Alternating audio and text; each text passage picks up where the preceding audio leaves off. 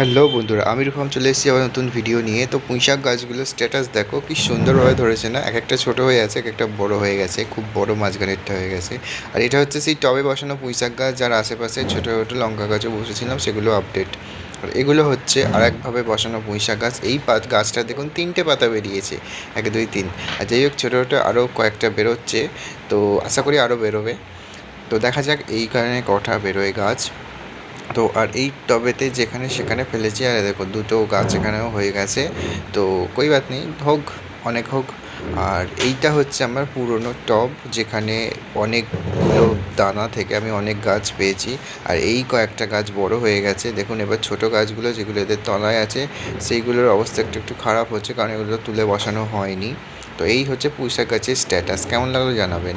আর এই হচ্ছে আমার সেই গাছটা, যেটা বাহারি গাছ, সাদা সাদা ফুল হয়। তো এই গাছটা আমি সিঁড়ির সাথে বেঁধে দিয়েছি, আর সিঁড়ির সাথে বেঁধে এটা কি সুন্দর লাগছে। এটা গ্রো করে উঠবে যখন, তখন আবার সুন্দরভাবে দেখাবো ভিডিও করে। তো ততদিন আমার সাথে থাকুন। থ্যাংক